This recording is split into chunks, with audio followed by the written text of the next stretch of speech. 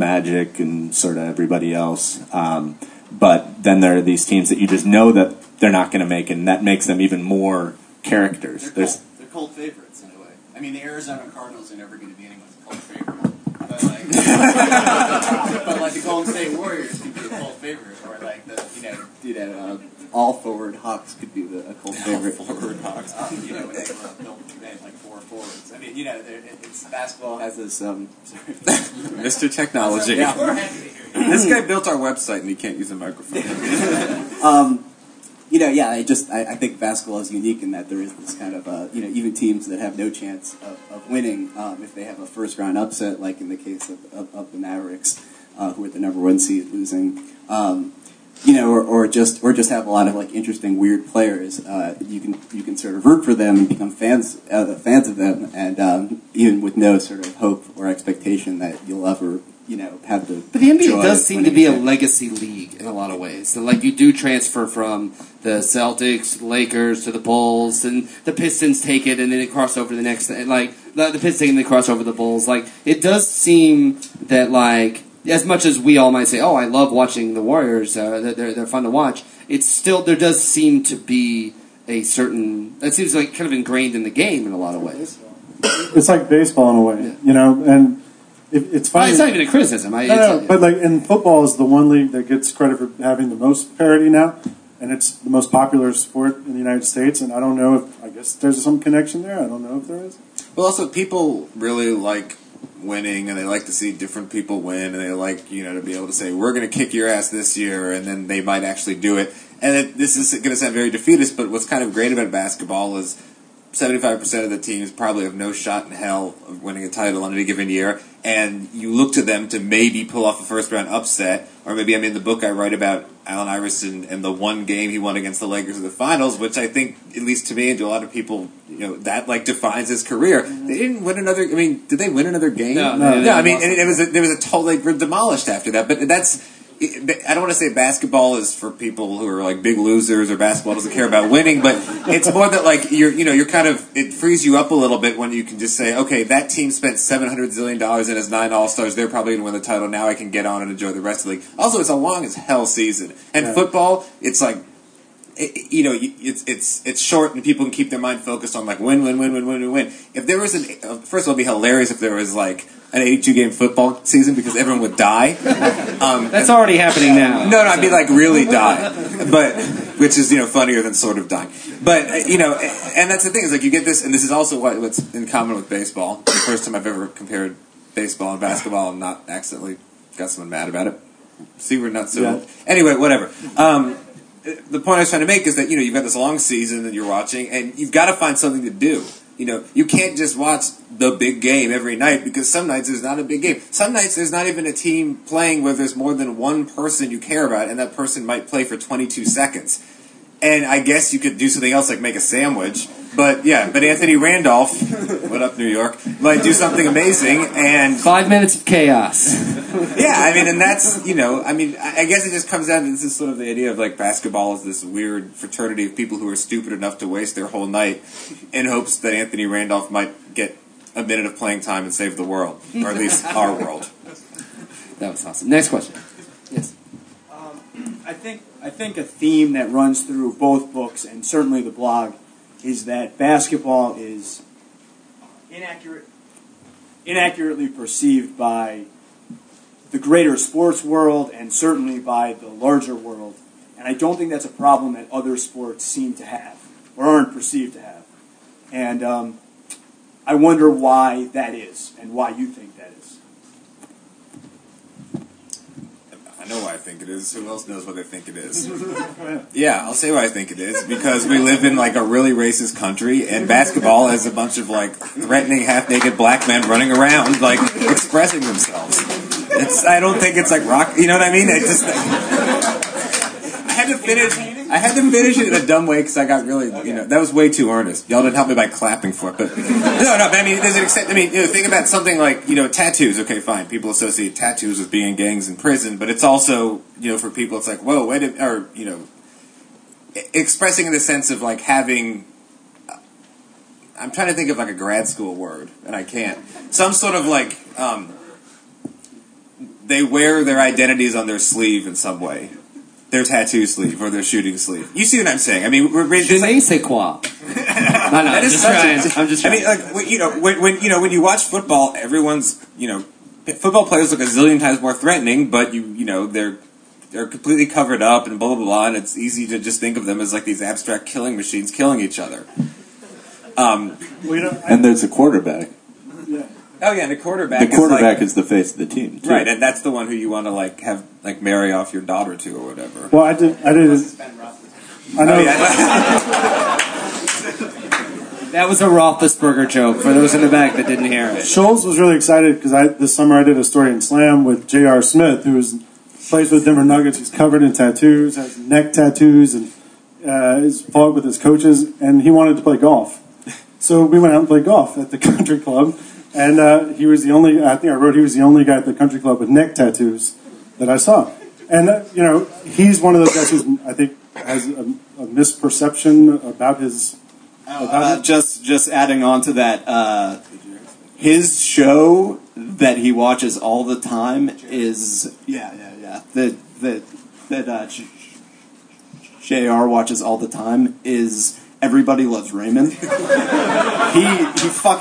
watches it every day. He puts it on Twitter every day. He's like, I'm watching this episode of Everybody Loves Raymond. I've seen it, but it's fantastic. So these guys aren't only as they look on the court, I guess I would say. And I think go ahead. Yeah. I cut some Yeah, I mean, you have to think that in terms of the question of misperception, I mean, you have to think that there'd be a lot fewer kind of grumpy white guys out there, pissed about the state of the league if they knew that a tattooed fellow like J.R. Smith was also, a huge Ray Romano fan. I mean, one of the greats. One of the greats. I think it's... I think they probably, only see these players, through, in the context or through these, very, limited set of semiotic. There you go. That's the word we were looking for. Which are tattoos and cornrows, and not necessarily the fact that they have a lot of other personality traits. That or also really they see a player with tattoos and braids, and they're not. The sport doesn't give them the dignity of covering up the tattoos and braids, so the old men don't have to look at them, and they get freaked out. Yeah. It's a sport you can talk about Dream Team 2 dunking and swimming from rims, but I mean. The dunk has been controversial forever because it's Nelson George writes a lot about how the dunk is sort of the root of, I'm going to say expression again, but this time Nelson George writes about expression and identity in the way people approach something like dunking on someone else. So now we're getting to a much heavier conversation than we can finish in 2 minutes, but there's all sorts of signifiers. You used that one already, right? I think it's... Did you say semiotic signifiers? And I feel really bad about it. Well, you're still in grad school, actually. Yeah. So. No, but I mean, that was a redundancy. But I mean, I think, it's... And what's also really weird about basketball, too, is that when it's popular, there's always an element of that people decide they like. Which is where the league sort of lives and dies also by the perception that it's about people with personalities who are somehow... more dynamic than, Mr. Lineman or something whose face you couldn't even recognize on the street. So, okay, then we have time for one more question, I believe. Sure. Go ahead.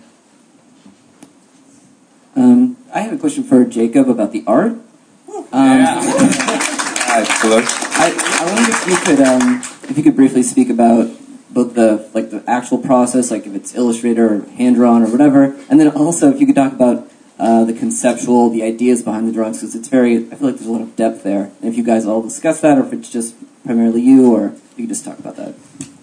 Sure. For the technical thing, I just draw Lamar Odom's face about 400 times, and then eventually something comes out okay, then I scan it and color it. It's not too complex. In terms of talking about the subject matter, some of the illustrations I discussed with the fan or discussed with the author, and some I just come up with on my own. One thing I noticed for this book is it was actually a lot harder to do illustrations, because for the first one there was a lot more wiggle room, because no one has a preconceived idea of what Gerald Wallace is, or how he fits into the grand narrative of the NBA, or Leandro Barbosa, they're totally marginal figures. But Will Chamberlain is a historical figure. It's hard, it's hard to compare. It was, I don't know. it's weird to make it like in the first book it was very easy. Like this guy's like Moses, this guy's like Margaret Thatcher, this guy's like I don't know Charlie Chaplin. And it becomes a lot harder when they actually are historical figures. It becomes like a mixed metaphor. It's like he's like Charlie Chaplin, but he's also Will Chamberlain. It's so for this book, it was harder to try to make something that corresponded with the essay and sort of trapped off that. The illustrations for this book are the first time anyone's ever accused me of factual errors in the illustration, which I didn't know was possible. So that. What was that? Yeah, what was that? Well, people of the Knicks one. The Knicks illustration was a composite of their 2 championship teams, and many people thought it was just supposed to be the first team. So lots of people thought Earl Monroe should not have been included. Man.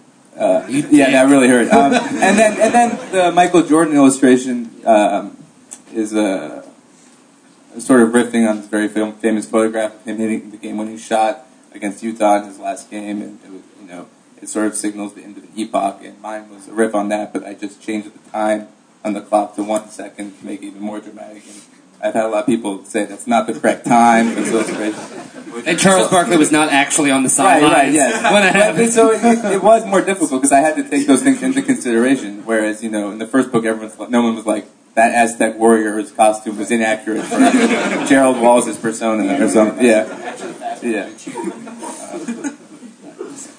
Okay. Could we do one more? Okay, one more question. Unless no one has one, in which case then... okay, there you go, sir. Microphone's right in front of you. There was an easy pick. Is this... Okay. I've always... Looking back on the great players throughout the league, it always seems like they, in some respects, physically were better than their contemporaries. And the one person who I can think of isn't necessarily that way is Kobe. So I wonder if you guys have any thoughts on that. He seems very much of his time athletically. Well, going on from what Eric was saying earlier about how Kobe may actually be the defining player of the last 15 years, what's interesting about Kobe is a lot less athletic now than he used to be. When Kobe first came into the league, he was the next Jordan in part because, he won the dunk contest. Like, he could dunk, he could jump, blah, blah, blah. But Kobe now is much more about weird footwork and post moves at half court and other sorts of stuff you only pick up if you obsessively practice the game and, can't sleep because you think someone might be getting slightly better than you somewhere in the world. So I think that's what's interesting about Kobe is it's almost as his athleticism has declined. I'm not saying that he's had to improve because of that, but it's there's been this upward trend in just how almost like I don't want to say fundamentally sound, but how many tricks he had up his sleeve or whatever. And I think that's a good point too, because obviously LeBron is I don't know. It's very hard to go back to the Wilt is an example of someone who was just so in every way physically imposing that they just seemed to be playing a different game than everyone else. Elgin Baylor, when he came into the league, was like that too. LeBron's like that, but I think we can all look at LeBron and say, well, why can't that guy play in the post? Would it be that hard? Melo has great footwork in the post. But it's clear that LeBron could learn to do a couple things. It's not just the fact that he's so physically, not just that he can jump, but the man can do everything. Sounds like a late night infomercial. Maybe Avi wants to say something about Charles Barkley since this fits well. Can we bring someone off the sidelines? Oh, he's there. Does anyone want to sub out? Yeah, Mr. Shoefly. Anything about Charles Barkley, a player who fits into the category of someone who maybe shouldn't have been as successful as they... Yeah, you have to come up here now. Is Avi Kareem? By the way, I'm sorry, for the record, who are you exactly? I am Mr. Shoefly, I guess you'd call me. I wrote Charles Barkley. But earlier you guys were talking about the sort of basketball as the parody and how it kind of... Answer all the questions. Yeah. no, but I think Charles Barkley again is somebody who's like enriched by failure in the fact that there's so limited amount of championships to go around. There's so limited amount of people who can actually achieve